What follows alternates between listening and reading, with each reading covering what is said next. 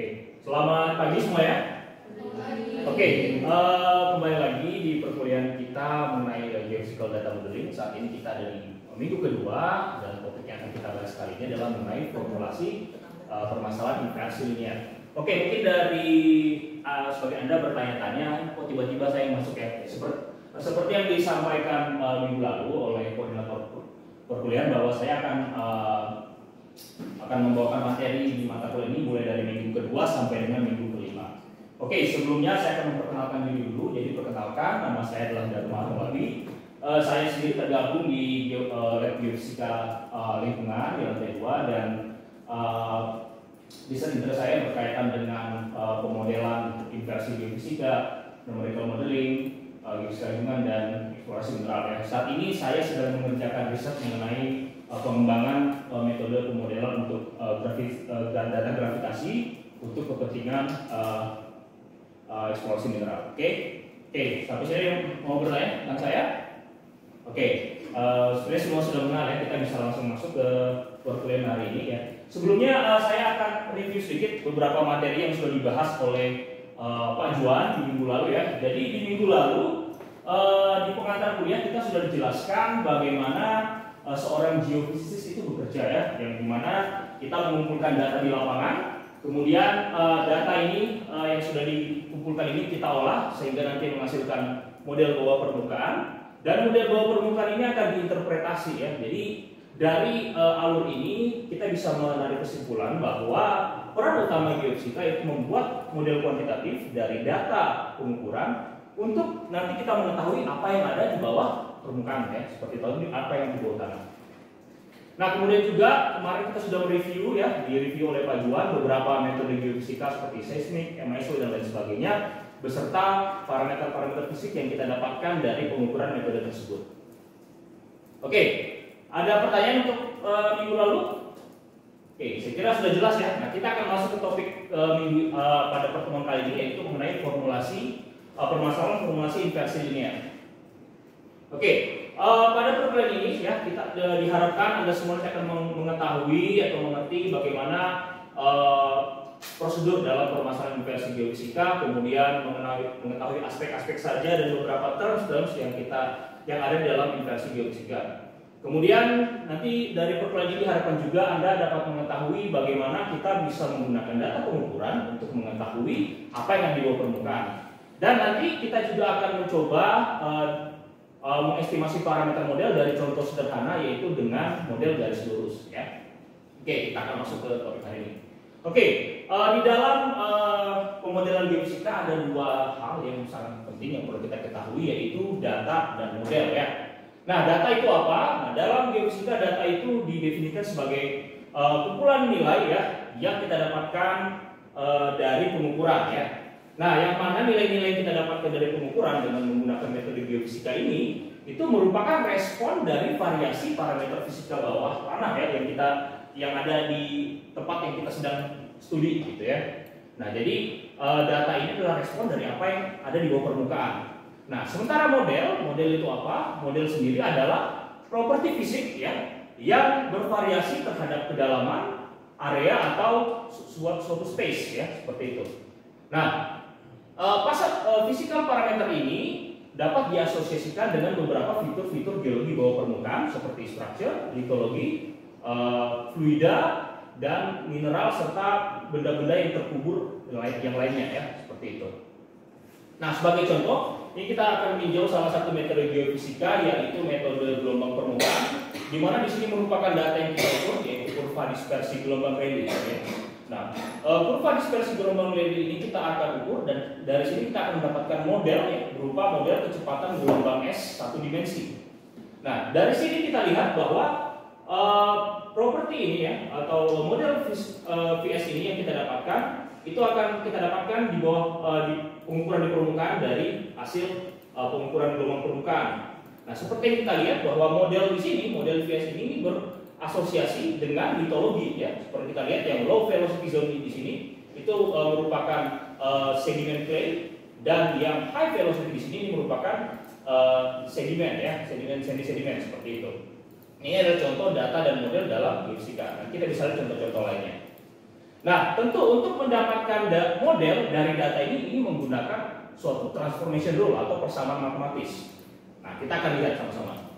Nah, untuk kita mendapatkan data dari model yang ada itu disebut dengan forward modeling atau pemodelan ke depan.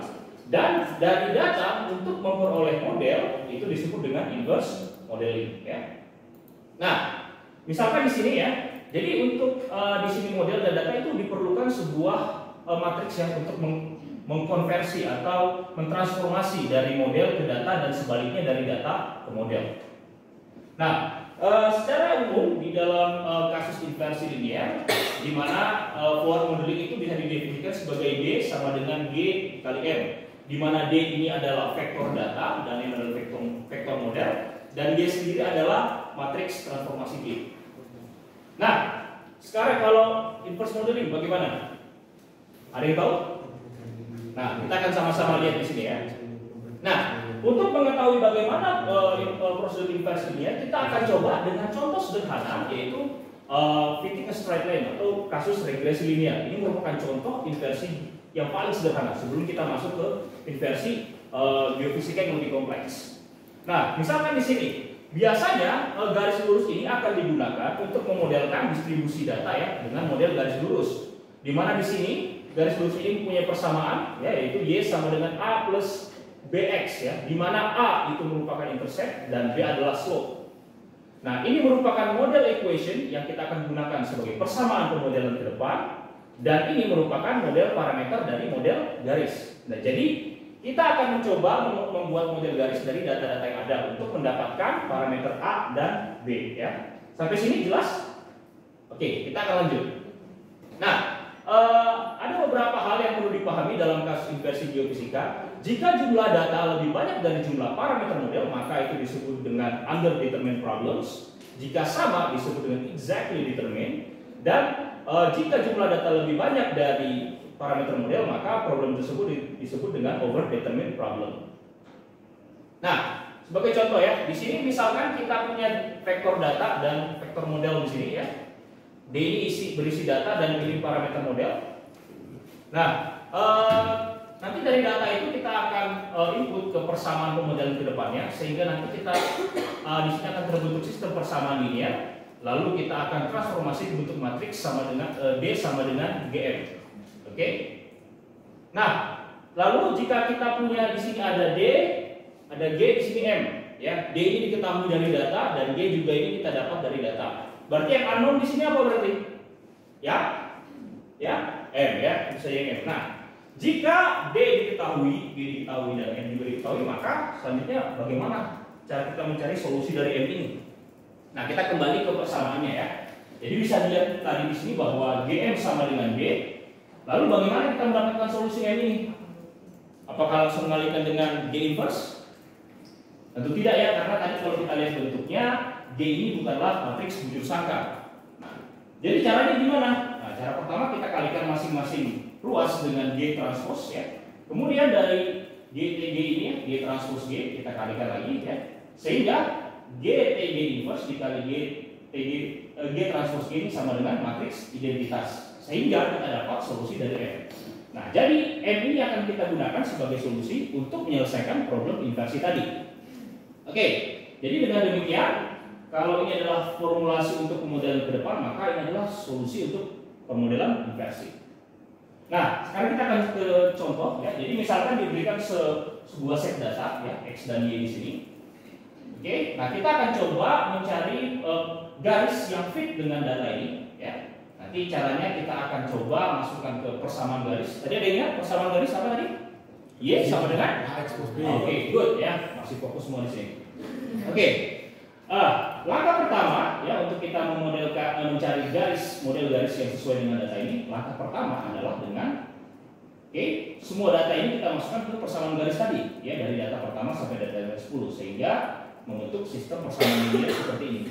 Nah, untuk menyelesaikannya maka kita harus mentransformasi ke bentuk matriks D sama dengan G kali M ya, sehingga jadi seperti ini. Oke? Nah, A dan B ini akan kita cari solusinya. Nah, tadi di awal sudah saya singgung, jika kita punya problem D sama dengan BM, maka solusi M tadi sama dengan apa?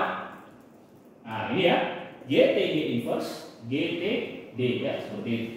Oke, nah jadi kita akan coba mencari solusi ini. Jadi yang langkah pertama yang harus kita lakukan mengetahui GTG inverse ini, kemudian G transpose kali D, lalu kita dapat solusinya. Oke, yang pertama tadi ya, GTG inverse seperti ini kita dapat. Ini G transpose G sama dengan ini, ya. Lalu G transpose D kita dapat sama dengan ini. Nah, maka selanjutnya, ya, ini kita inversekan, dapatnya adalah ini. Lalu G transpose D sama dengan ini. Sehingga dari sini kita kalikan dan kita akan mendapat solusi dari parameter model itu adalah ini. Nah, dengan demikian kita dapat bahwa A sama dengan 0,4 dan B sama dengan 0,4727. Oke, sampai di sini ada pertanyaan? Jelas ya? Oke.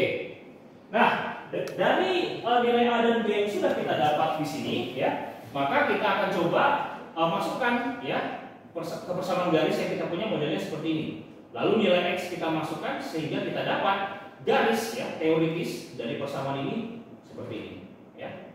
Nah, dari sini kita dapat bahwa persamaan garis Y sama dengan 0,4 plus 0,4727X adalah model garis yang fit dengan dataset ini ya. Seperti itu. Oke, ada pertanyaan sampai di sini? Ada pertanyaan? Oke, silakan. Perkenalkan saya sih, saya ingin bertanya terkait ini ya, verifikasi dari hasil kita tadi. Jadi kan kita menghitungnya kan datanya sangat banyak sekali ya. Dan didapatkan persamaan seperti itu, Y sama dengan 0,4 plus 0,4 berapa. Nah, bagaimana kita yakin bahwa persamaan itu sudah benar? Bagaimana cara memverifikasinya? Baik, pertanyaan yang sangat baik ya. Jadi dari mana kita bisa mengetahui bahwa ini adalah garis yang pasti dengan data? Oke. Nah, kita kembali ke sini dulu ya. Nah, ini sebenarnya nanti kalau Anda baca lebih lanjut nanti bisa masuk ke mengenai least square ya. Jadi sebenarnya kalau nanti oke, dari sebelum ya. Jadi kalau least square sendiri itu adalah metode kuadrat terkecil ya. Jadi metode kuadrat terkecil itu di mana kita mencari nilai minimum dari suatu fungsi. Nah, jadi ya tadi kalau kita jadi gini, kalau dari least square ya, tadi misalkan ada produk least square itu seperti ini intinya. Jadi ada sebuah fungsi error ya yang kita minimumkan, di mana itu adalah selisih antara data teoritis dengan data pengamatan ya. Data teoritis itu adalah garis ya. Nah, data teoritis adalah ini data objektif yang kita sedang pelajari, dan data teoritis adalah model garis ini. Nah, metode least square sendiri itu mencari model garis mana yang paling fit dengan sekumpulan data ini ya. Nah, itu ada persamaannya. Nanti kalau kita turunkan ya, sebenarnya nanti solusinya adalah ini. Ya. Solusinya yang ini. Nah, ini. Nah, jadi ada memang beberapa metode verifikasinya, nanti fungsi errornya kita turunkan dengan turunan pertama ya. Nanti di situ kita dapat solusinya itu ini sebenarnya. Nah, ini saya menurunkan rumus ini dari metode aljabar linear yang lebih sederhana. Nah, jadi sebenarnya nanti dari fungsi error kita minimumkan yang seperti di kalkulus itu, nilai minimum itu kita dapat dari turunan pertama sama dengan 0. Nah, dari situ kita tahu ya. Jadi kalau tadi ditanya dari mana verifikasinya, nah ini adalah solusi di mana selisih antara data teoritis dan data observasi tadi itu selisihnya minimum. Nah, jadi kalau nilai M tadi kita dapat dari sini, nah itulah solusinya. Gitu. Ya. Oke, apakah menjawab? Oke, good. Oke, selanjutnya ada pertanyaan lagi? Silakan, kalau masih ada. Oke, silakan. Yang slide yang sebelumnya tadi yang Bapak forward modelnya. Ini Pak. Oke. Ini itu berarti untuk membuat model kita harus punya data begitu. Ya. Apakah bisa dimaknai seperti itu, atau kalau misalnya saya nggak punya data, bagaimana saya modelingnya? Oke, pertanyaan yang sangat baik. Oke ya, jadi tadi kita lihat dulu di ini sudah dijelaskan oleh Pak Juan ya di minggu sebelumnya. Jadi kita balik dulu ke tugas utama seorang geofisikis ya. Nah, jadi tugas utama seorang geofisikis itu adalah membuat model, yang mana model itu nanti akan digunakan untuk menjelaskan apa yang ada di bawah permukaan di bawah permukaan ini. Nanti para model kuantitatif itu bisa berkaitan dengan minyak bumi, bisa berkaitan dengan struktur geologi yang berkaitan dengan patahan, yang mana itu juga nanti berkaitan dengan kebencanaan ya.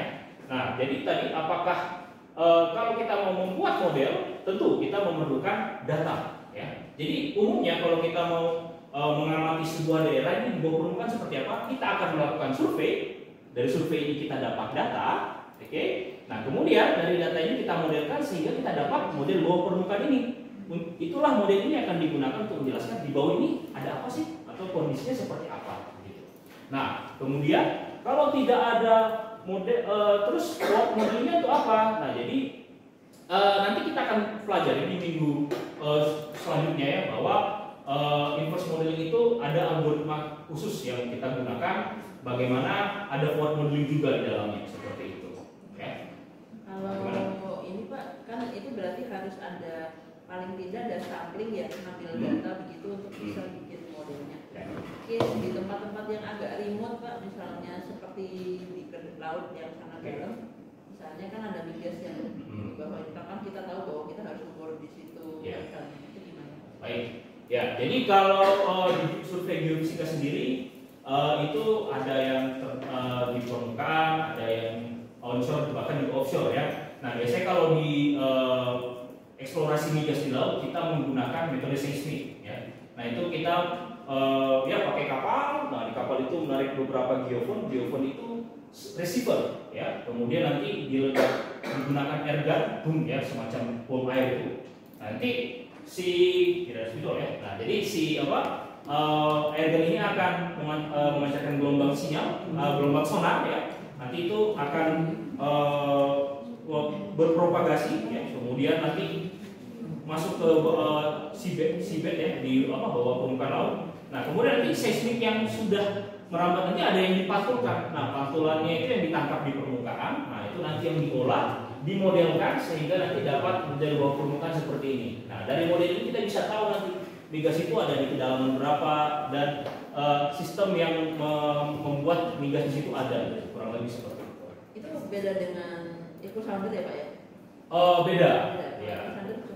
Saja. Oke, kalau seismik sendiri, basically eco sounder mungkin biasanya untuk kedalaman ya. Nah, kalau di seismik sendiri ini nggak ada. Oke, saya akan mencoba menjelaskan. Jadi saya nanya aja Pak. Ya. Kalau seismik begini, jadi yang kita cari ini geofisika tuh intinya kita mengetahui apa yang ada di bawah permukaan ya. Nah, jadi misalkan ini dasar laut, ini air laut ya. Nah, seismik itu digunakan untuk mengetahui apa yang ada di sini. Ya, jadi karena migas itu kan ada di situ ya. Nah, jadi nanti itu gelombang ketika melewati air, bawah tanah itu memberikan respon yang sangat berbeda. Nah, jadi nanti kita menghilangkan efek ini, kita akan tahu nanti di bawah ini apa ya. Nah, itu yang biasa digunakan untuk eksplorasi migas di laut ya, seperti itu. Terima kasih Pak. Oke. Ada pertanyaan lagi? Oke, baik, kalau tidak ada, bentar ya. Kalau tidak ada, ada yang bertanya lagi? Oke, kalau tidak yang bertanya, saya yang bertanya ya. Nah, jadi tapi tenang saja, pertanyaan tidak harus dijawab hari ini, tapi dijawab minggu depan. Oke. Artinya apa itu? Ada? Tugas. Iya ya, mahasiswa sekarang itu kalau nggak dikasih tugas nggak belajar ya, makanya saya kasih tugas ya. Kalau saya ngasih tugas, artinya apa? Saya care sama Anda semua ya. Iya, saya pengen Anda itu belajar ya, makanya saya kasih tugas.